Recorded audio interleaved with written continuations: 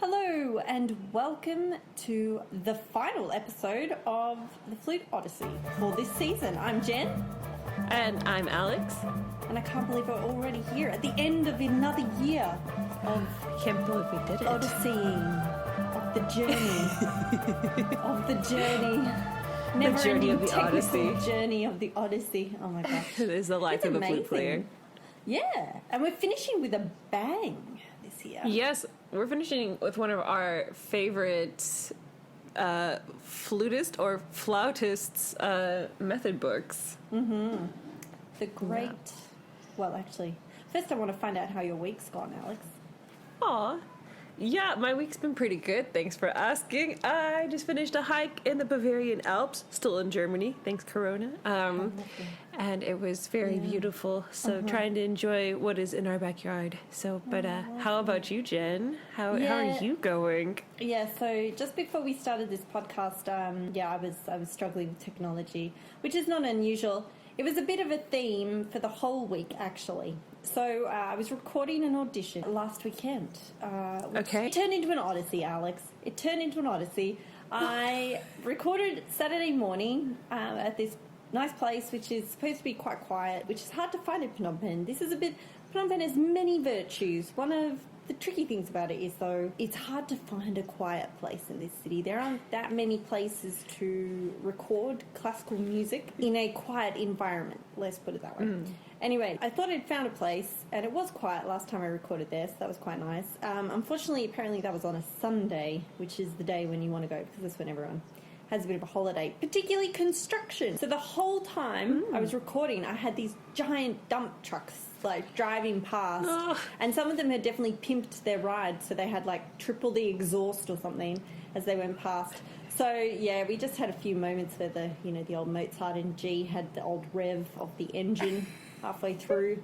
The exposition, you know how it goes. I think Mozart would have added that if he could have. Yeah. But the clincher was it had to be audio and video, right? Okay. And I discovered just after I'd done my recording, that the video had died halfway through. No, Jen. Alex, I said some very naughty words. Very naughty words. Yeah, that was a little bit despondent. Yeah. Anyway, so then I had to go and do it all over again the next day, because by that time I'd run out of time in the recording studio. So Yeah. Of Anyway, oh my gosh. Yes, I don't know if that's the worst thing that can happen, but it's definitely one of the worst things when having to record stuff. Yeah, for an audition. Get through. And the take's pretty solid, and you're feeling pretty good about it, and then you can't use any of it. Oh, no. I don't know. Yeah. I don't know if it's the worst thing. I think that would be pretty bad. I mean, cutting out so you can't use it, because you're already kind of like building up adrenaline like you do for a concert, right? It's like, okay, this is the go. All of your senses are like on point, and then for that to happen. Oh, I don't think I've had that happen to me just yet, but I'm also lucky enough that I live in a place where they value the quiet. In fact, it's almost a little too quiet for me sometimes, because when I talk to anybody outside, it's like, oh, I need to turn my decibels down. I mean, for recording, it's quite good, unless my upstairs neighbor is vacuuming, but usually it works out. Oh, yes, the vacuumer. I know, I guess we could talk about what we did this week, or like, should we say, actually... This last month. Yeah. Actually. In case listeners hadn't noticed, we did not come out with a podcast every fortnight. No. It has been 1 month. So we are sorry to leave you in suspense, but we hope it is worth it. Because we realised when we started it that, in fact, this was a month-long technique system. And I think we kind of learned after the artist way, like, it's really hard to do... like these methods sometimes in like a shorter period of time. Like I think for the artist way we did try to do it, but a couple of the other ones it was just like, oh no. So toughen L and go back in 2 weeks. Yeah. What? And never again. So and so this one is a 28-day method, which maybe you've already seen the title, so you already know the name of this podcast and therefore the book that we used. But I think... Yeah, Alex, you've done the research on this, haven't you? So do you want to introduce our method of the month? Oh, yes. Our monthly method. This month we did the Edmund Davies, the 28-day warm-up book for all flautists. Dot, dot. Eventually. Yeah, I know, I love that. Eventually. Yeah, exactly. I just like it because for those of you who have had the pleasure of meeting Paul, he is a wordsmith. There's no other way to put it. He writes beautifully. It comes across just like his flute playing. So he chose flautist, and we know he is team flautist and not flutist. And he decided to go, without the standard ellipses here. Like, it's only, usually you just have 3 dots. Why did he choose more than 3? So he really wanted to give this pause. I just really like that. Yeah, he really did, didn't he? So already from the title of this book, you kind of know what you're getting into. So this is the book that Jen and I practiced from for the last 28 days. A little bit about Paul. So Paul was principal flute of the London Symphony Orchestra for 20 years. For 5 years, he held the same position in the Philharmonic Orchestra and completed his orchestral life with 2.5 years at the English National Opera. So in addition, he has written a flute technique book, the 28-day warm-up book, edited flute music for Kevin Mayhew Limited, made many CDs, and now regularly gives classes and recitals in Japan, USA, China, Canada, Europe, and the UAE. In the summer of 2014, as a flute soloist, he directed a choir and orchestra to an audience of over 40,000 people in South Korea. He has also played on numerous film soundtracks, among them Star Wars, Harry Potter. I can tell the person outside y'all's apartment likes that one. He's like, Harry Potter! Aliens, Who Framed Roger Rabbit, and more recently, Maleficent, Big Eyes, Into the Woods, Thor, The Dark, and Interstellar, which had some beautiful flute moments in there. In his book, so it's really easy to see that his teacher was Trevor Y., who himself is also a famous flute methodologist who we may eventually cover on the podcast. This method focuses on 3 things, is what Paul says. So 3 things that you always have to be aware of while playing.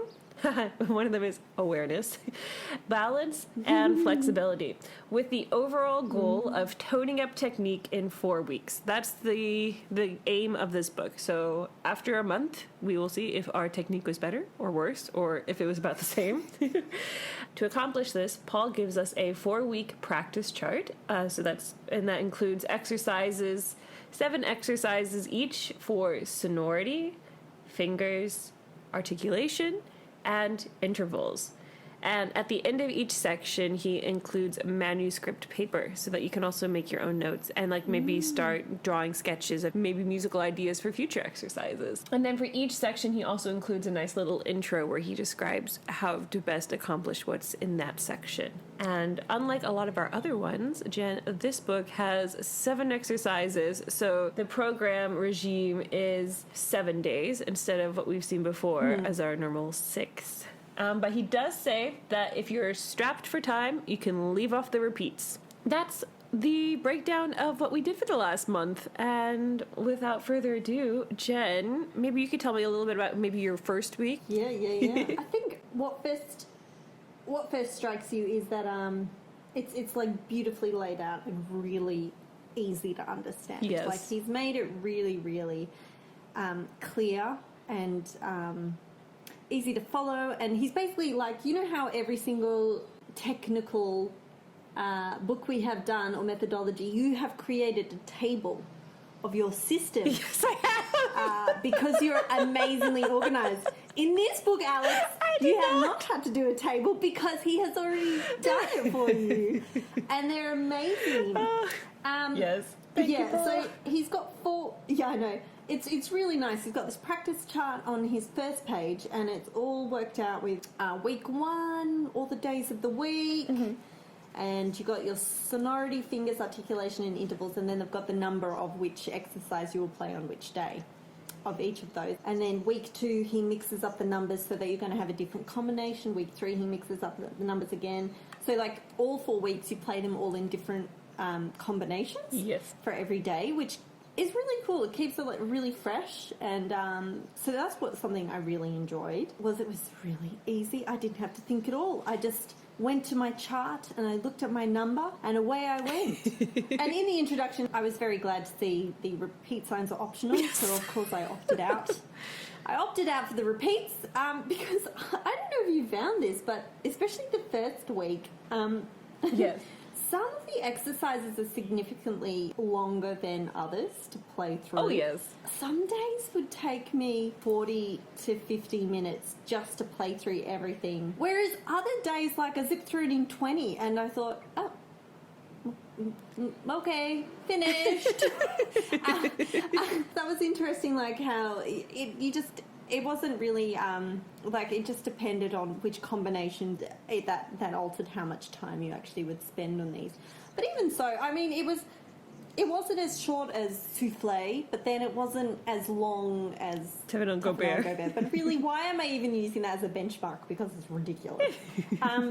Week one, or like my first impressions, the organisation, super clear. It was really nice how it was all set out. And I liked his little blurbs he did before each section where he gives his words of wisdom on what to focus and look at. For example, let me talk about the sonority. I really like that he starts in the middle register. That's a very Moyes thing to do, I feel. Like to start in the middle register, not the low register. In like an upper register. I like the sonority exercises. They're like really nice little rhythms. Like they're not like just scale patterns. He's written out little melodies, so they're quite nice to play. And then of course they go down in semitones, so you work your way down to the bottom of the flute. And I liked also how you could choose, depending on how your air was going each day, whether to split the phrases in half or to do them the whole way through without a breath. And also that there were dynamic markings, which also kind of made it feel more like music. But also I like it when tone exercises also incorporate dynamics, because you get to practice your phrasing as well. But the dynamics of course affect your tone production hugely. That was nice to have it kind of all incorporated into one. I found that very efficient and very nice.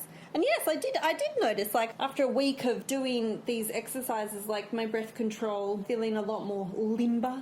Is that a word for breath control? I don't know. It is now. It's feeling a lot like, yes. Breath control can definitely be limber. Because if you breathe stiffly or in a stiff manner, then, you know, like you can tell. So, like, if I'm breathing stiff, like you just know what the sound that's going to come out of your flute is not going to be so picturesque. Or maybe it's painting a picture you do not want to see. Yeah. How did one teacher describe it to me once? They were like, breathe in the same way that you want the sound to come out. Oh, that's so lovely. And his useful tip for sonority. Remember that without sufficient air, you don't have a voice. Think before you breathe. I was like, oh, okay. So that became my mantra. Think before I breathe. Yeah. Yeah. That sounds like a really solid first really week. Like and this was when you were also leading up to your preparation for your audition too, right? Yes. So with the way that I prepare, I use we've gone through Sharon Sparrow's method. So like I use her method, and she already incorporates your warm up, so the useful warm up before. I mean, I use this a little bit as part of my useful warm up, but I didn't have so much time to do it. As my normal warm up. Yeah. But this actually was very nice. Yeah. Yeah, the sonority ones especially, like a couple of them kind of feel like orchestral excerpts too. How was your beginning, Alex? So my week one, well, as you predicted, Jen, I was, over the moon that we have this beautiful practice chart. So I didn't have to do anything. I didn't have to create anything. Just had to follow the practice chart. And I know for some people, you don't need a practice chart. You just go in and you practice. But for me, I don't know. Part of, like, when I practice, I get fixated on things. And I'll just play them until they're, like, blue in the face, which is probably why, and it's not so hard for me to memorize things. But then the other side of that coin is you forget to focus on other things because you're focused on just, like, one thing. So why I really like practice charts is because they're like, oh, okay, here's how you can accomplish. This is how I don't forget to cover certain areas of the flute and all aspects get covered. Or when I make the executive decision to, like, skip articulation, that I know, okay, you are making that choice to not help your articulation today. Anyways, that's my little thing for practice charts. So I really like that Paul has that already laid out. Beautiful, don't have to worry about it. I'll cover everything throughout the week that I need to cover. I have a question.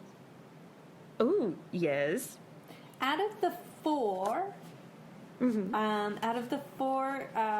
areas he covers, tone, fingers, articulation, and intervals, which is the first area you think in general which falls off the wagon the quickest if you haven't looked at it regularly? For me, definitely articulation. Same. Oh, really? Yes.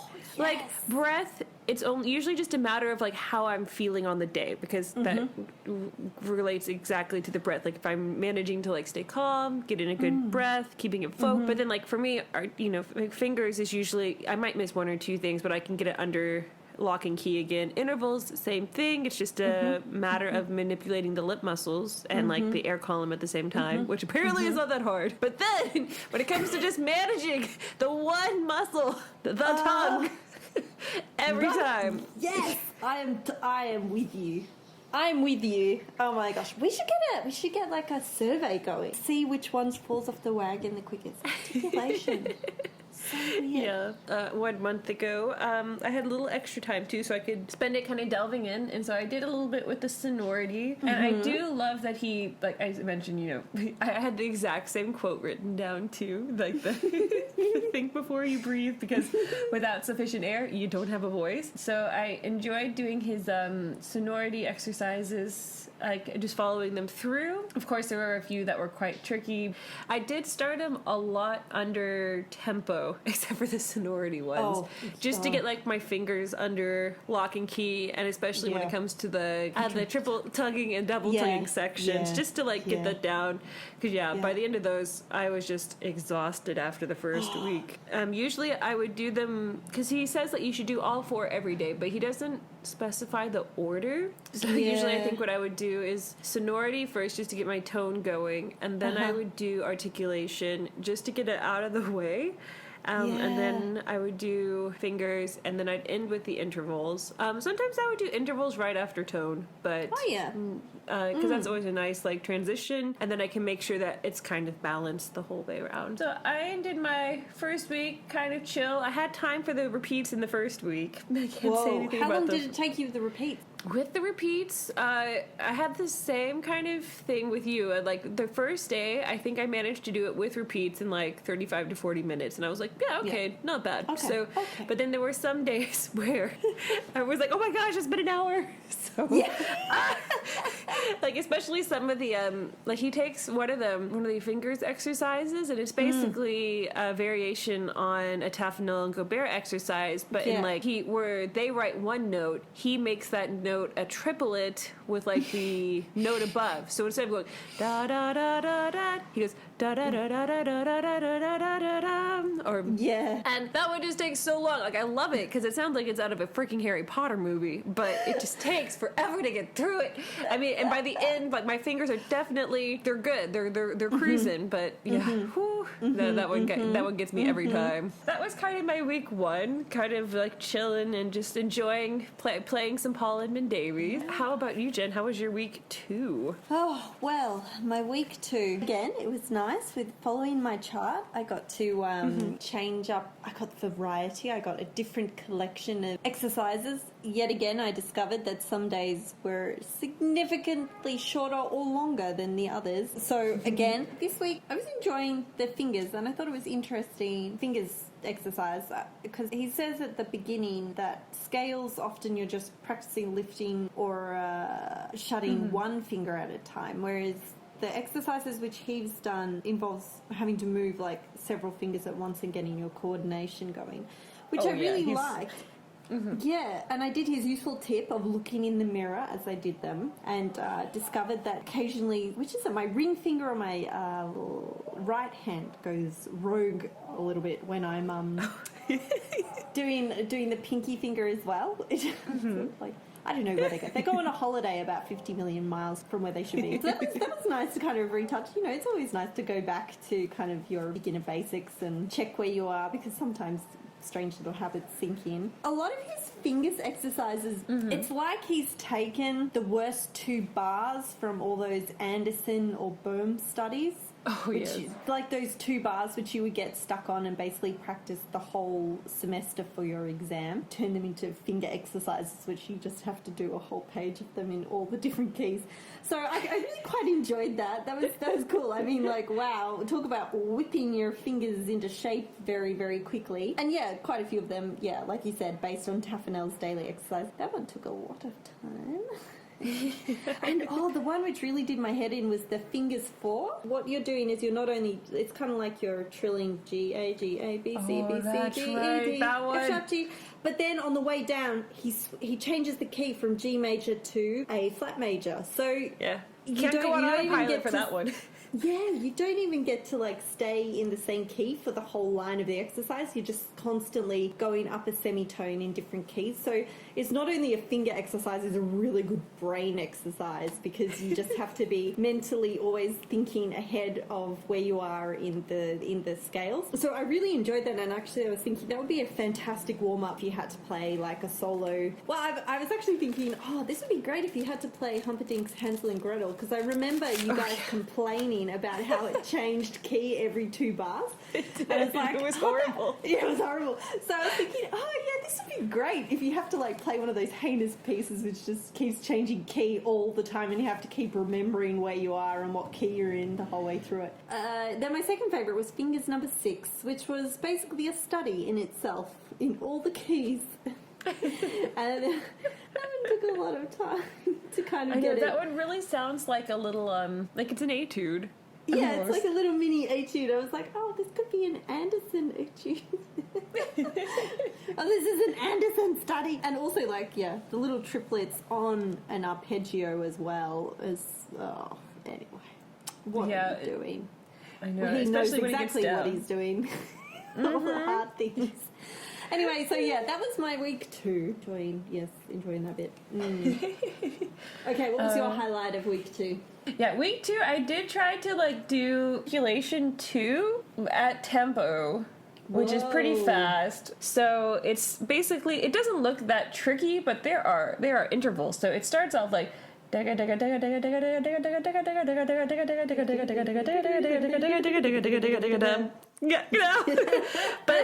it repeats then, and then all the way to the end, and then at the end it's like like he does jumps, and then he just like shortens it, and like you do it in double time.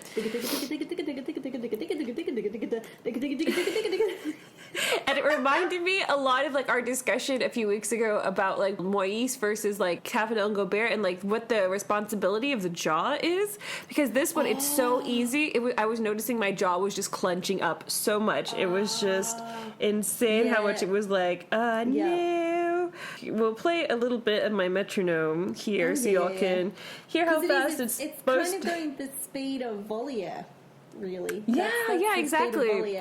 I was thinking that this would be a great, useful warm-up for Voliere if it was on an orchestral audition. So how we just sung it is pretty comfortable tempo, I think. And then what he recommends is the starting tempo. So there we go. Sounds not too bad. But then you have to fit 8 notes in one of those.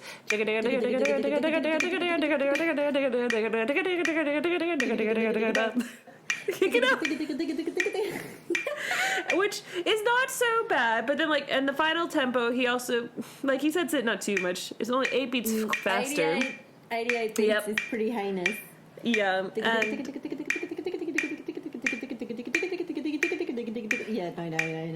And just managing to keep that without it sounding frantic is just So that was my goal for week 2, to try to get that one where it didn't sound like I was running for my life. And it started to get better, but I still needed a break in between like runs of it, because you do it in I think every single key. So every once in a while I just like take a break, like drink some water, try to remind myself, okay, like relax the tongue. I read, there was a quote he used in his intro about it. Where was it? That was good. Like, the tongue needs to be precise and brief on the point of contact, and it needs to remain close to the point of contact, not dropping too far. So I tried to remember point of contact the whole time, and like not moving it so much between my mouth, and just being like, okay, keep it there, and then just like so that was my goal for week 2. It took about the same amount of time most days as it did the first week. I was noticing that was getting better in general. Like my articulation was sounding a little more crisp, and overall it was going pretty well. So that was what I did in week 2. Life wasn't too bad. I was about 1 week out from my German test, so I was getting a little stressed. Flute playing does help with the stress levels for me. It kind of helps me like chill again. That's how I kind of ended my week 2. How about week 3, Jen? How was your week 3? I'll roll into the articulation thing. Yeah, because, I mean, definitely, I know what you mean. By week 3, I was noticing my stamina with my articulation was a lot more than when I began. Because you're right, like, the length of the articulation exercises, like, for example, articulation 1, exercise number 1, goes for a whole page of double tongue. And that's not if you do repeats, right? So, and then you've got to do that in all 12 keys. By about... we started in C major. By the time you kind of got to F major, it's definitely got a bit more sluggish. Yeah, so, but you're right. By about week 3, I was noticing, certainly I was lasting longer till my tongue started giving out. I think that was his aim too. Like, okay, half the problem with flutists is that we become fatigued, just like any athlete. And so, here you go. Stamina. Yeah, you're going to double tongue for 12 pages. Yeah. And another thing I really liked about his articulation exercises is that, okay, so the first 2 double tonguing purely, then articulation 3 is all single tonguing, which is great. And the triple tonguing, because I'm guessing, well, he doesn't specify what kind of triple tonguing he wants. I mean, it could be tukata, or it could be tukata. See, I don't do that one. I do the other one. Oh, yeah. Okay, so flutists are non-flutists. Yeah, so when you have to tongue really fast, for double tonguing, usually you just choose a do and a goo. You can try this now in your headphones if you want. And you just go do, or you can do, that's kind of highlighted by the French school. And then the other way of pronouncing it with your tongue to get it crisp and everything is with T and K. So taka taka taka taka ta. And then there's a big controversy for triple tonguing. So basically the same concept applies. You use the same syllables d and g or t and k, except you do them in 3. So you either go takata takata takata, or you can do it where you just go takata kataka takata kataka. And there's many schools of thought. Some people believe that the tuka-ta-tuka-ta-tuka-ta is going to be like, eventually your tongue's going to get tired of doing the 2 T's really fast back to back, and so you're going to lose stamina. Whereas the other side says when you do tuka-ta-ka-ta-ka, eventually it just sounds like double tonguing because it's hard to make that emphasis every single time. You can now, exactly. Sorry. So much contention. Yes. So yes, that's the history of the double and triple here. So I interpreted articulation 3 as his triple tonguing would be tikata tikata because he's put it with the single tonguing exercise as well. So I was like, oh, maybe it's practicing the t's really quickly together. That's why he's put it with single tonguing. So I like that. And then articulation 4 was heaps of different sorts of slurring and staccato notes together, which I really liked. And then articulation 5, I think, was one of my favourite, but did take an enormously long time to do because it asks you to do all these different types of articulation, which was really nice. Like, you've got the one with the tip of the tongue between the lip, and then a very gentle one, and then an even gentler one, which I really liked because sometimes I just incorporate that into my playing, but it was actually nice to go and actually focus purely on the attack, and I guess that makes it more clear in your mind about changing it. But articulation 6 was an absolute, it was a beast. You got to switch from triple tonguing into double tonguing. And then you put chucks in a few arpeggios in there to make it good. Articulation 6 and 7 were like a study and articulation all together. And this one, he kind of wanted you to practice it both ways, dugga or gudda, so that you strengthen all of the attack. And then triple tonguing, he's got both dugga and dugga. So you had to practice both of them. But that took a really, really long time because you had to do it between them. So I didn't do the repeats, but I switched each key. I went, But, oh man, like I said, the digga-diggas, is so slow and so awkward because I don't practice my triple tonguing like that. I just do it the digga-digga way. So you're going, oh man, maybe I need to work on this. Okay. Challenge But yeah, accepted. that was week 3. Articulation 6 and 5 and 7. Yeah. Yeah, in my week 3, I also focused on the articulation where they switch all the time. Articulation 5, I think. And it reminded me of Julian helping me with the barrio sequence and reminding me every note in that piece should be articulated differently. There should never be 2 similar articulations, basically. Wow. When there is, it's the exception because of all the different colors you have to create. And to do that, yes, you use like dynamics, but you also create that with your tongue. Made me think of this exercise, and I was like, oh, this would be really good for like a piece like that to like help you code switch a bit and like switch, okay, what type of articulation is needed for what, and like on a different level, not just like loud, soft, but like also like strong, a little less strong. Reminds me of another TikTok. Keeping them all like being able to change them quicker and make them still sound like really musical. I did a lot with Articulation 5. This was also the week of my German exam, so I was also needing some like Flute TLC. So I have to say, I spent like outside of that, like I ran through the other ones, but my awareness was not as, I wasn't as present as I would have liked. But I did like doing the one that Liz told us about when we were studying in our graduates, the intervals one was my favorite. Ooh. The morning tone, as she called it, or maybe she got that from Paul himself. I'm not certain. It's just like this beautiful morning interval thing, and it's just one page. You can blow through it in a few minutes, and it's just really nice. Like the phrasing's really nice and everything. I did that one maybe a few extra mornings than I should have, just to like be like, oh, flute playing is so nice. Actually, I was reading Flute Player on the internet was talking through their practice regime, and they said they always tried to have 5 minutes at the end of every practice session where they just played something they liked and felt like playing. I was like, oh, that's really nice, and I like that. Sometimes we get so stuck on practicing stuff that we should practice and need to practice and want to practice because it achieves something or helps us achieve something. We don't always just play for the fun of it, like with no agenda, if you know what I mean. We just play for making music or making a nice sound or whatever you feel like. Yeah, I think that's really nice. I like that too. Because that's why we got into music in the first place. So sometimes I think it's easy to forget between all the other things. And that leads us into week 4, I think, Jen, which was around the same time as your audition, right? Well, actually, no, because this was week 4, so I just finished. So this whole week, but this was the week of struggling with technology. Where I nearly threw my computer out the window a few times. But it's okay. I got there in the end, and then it wasn't helped by the fact that to upload it, the internet died, so it couldn't actually load anything. So I had to wait until about 10 p.m. at night and finished very late. Uploading it because I'm in an apartment and we all share the same. We have the same issue, like especially at night. Like if we try to stream something, sometimes it can be a little slower. And I think it's because everybody's trying to stream stuff at that time at night. Everybody's trying to stream right. Sorted out all the videos by about midday on Friday, which is good because people are still at work. So I've still got most of the bandwidth. I'm going to call it the bandwidth to myself. Excellent.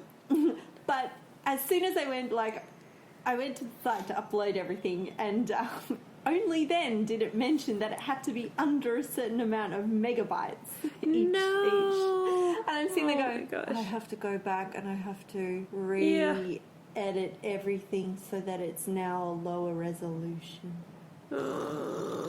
Anyway, so then I had to re-edit all the videos to a lower resolution, by which point it was 5:30, which meant everybody had come home and was immediately trying to stream Netflix, so I had no bandwidth. Hence why I just gave up and I went out for a drink and came back at 10 and did it then, but it was a late night. It was a late night. I was researching it. This is what I came across. This is off Just Flutes. Charles Sinden, shout out. He mentions that the title says it's a 4-week program. However, the recommended time span is actually 6 months.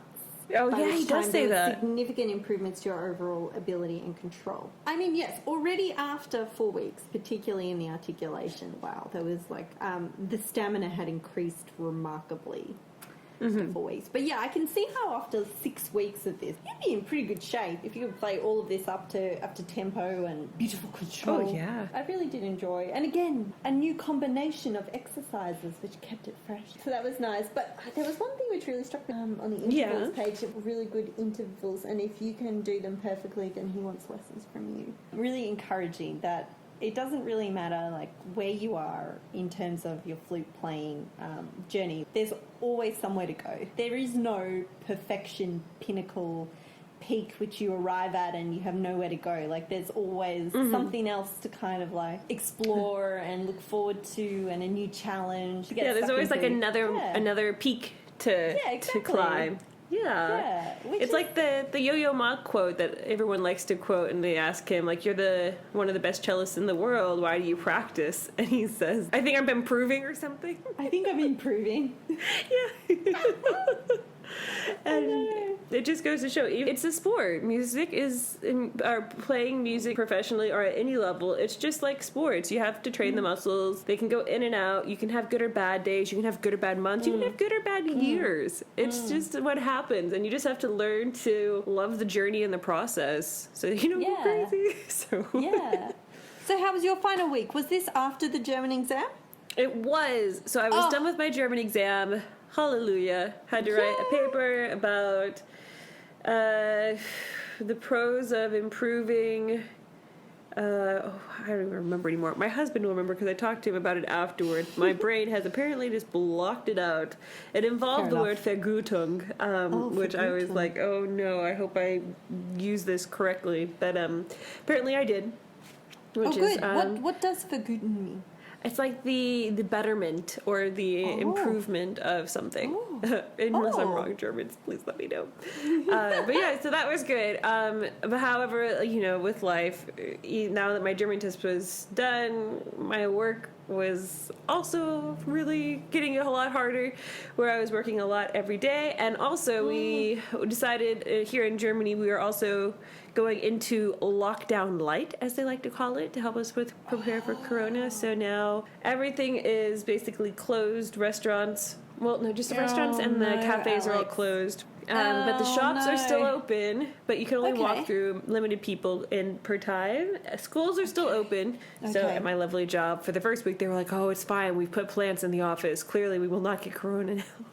But at this point, they decided, since the numbers were still increasing, and I think they still are increasing here in Germany, that they would send us home. So last week was also my first work from home week, which was all right, and it gave me a little more time to practice. So I spent a little time on the finger section, just kind of chilling, because I love working on fingers. So and especially because I just love his finger exercises. You can tell he writes technique for fingers like he likes to play technique, and he knows exactly which fingers, like you mentioned earlier, to focus on. So especially the right hand ring finger, that culprit. I mean, it's a beast. So, but no, there's so much fun to work through, and the exercises are just a lot of fun. So I wrapped up my week 4, just kind of playing through those, trying to figure out what to do with my Corona time, Corona lockdown season 2. So see if it'll be as good as season 1. Yeah, just kind of wrapped it up, and I had noticed overall my breath control was improving, because I do suffer from allergies, as many of y'all have noticed on this podcast, and other things where it's really easy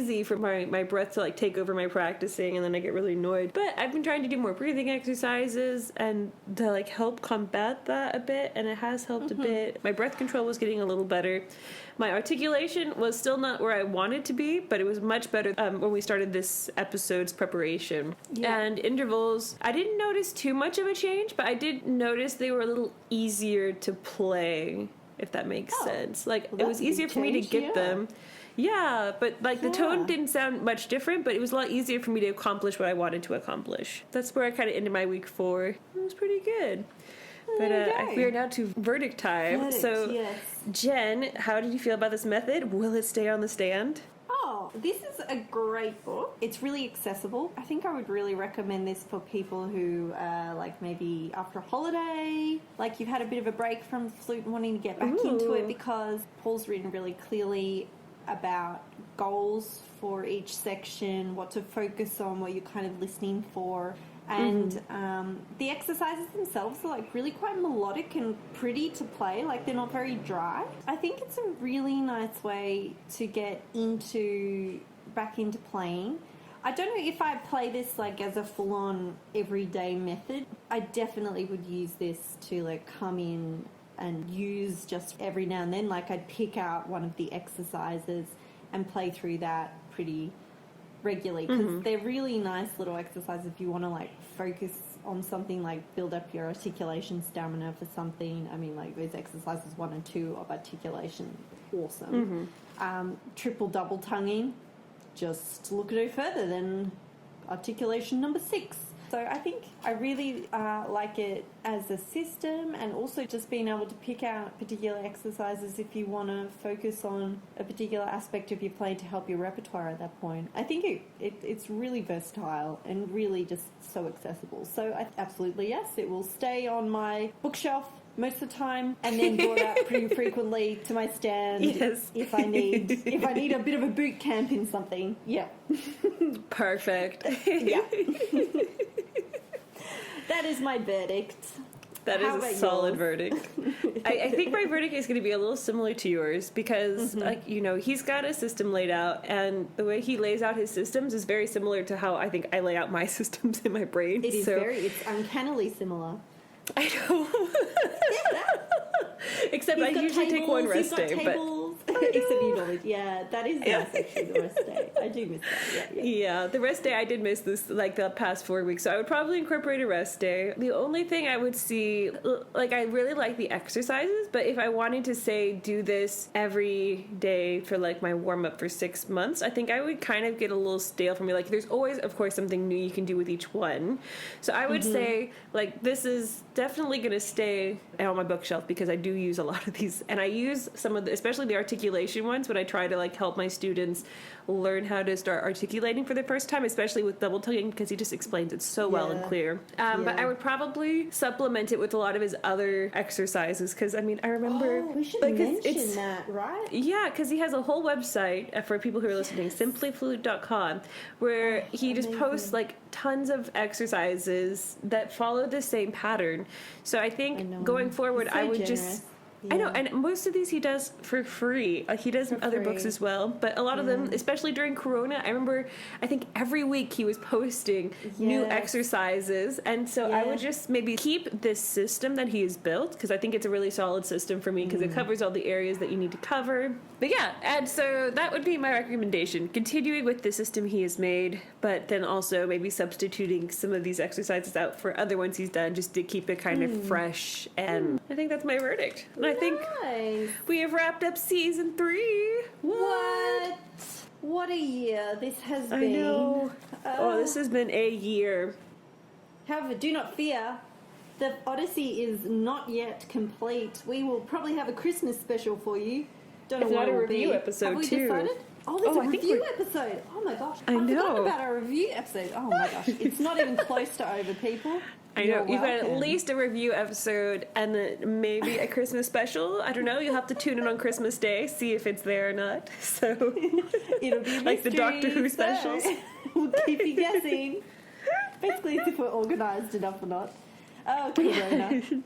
Depends on what continent we all are on. So, I know, right? We have survived the year 2020. We and did. Continued our Odyssey. And thank you, Great listeners, job, for also accompanying us on our Odyssey. Thanks for joining us. You can find this podcast in all the places the usual places where you find podcasts. We are there. The music for this episode was written by the most amazing Alessandra Woods. Our amazing artwork by the amazing Ivan Potter-Smith. I'm Jen. And I'm Alex. And thank you again for joining us on another season, for completing another season of the Practice Odyssey. We'll see you in a couple of weeks for our review, and then who knows, maybe there will be a Christmas special. We'll cook something up. Have a great fortnight. Stay safe, stay well, and we'll see you soon. Bye. All right, take care. Bye.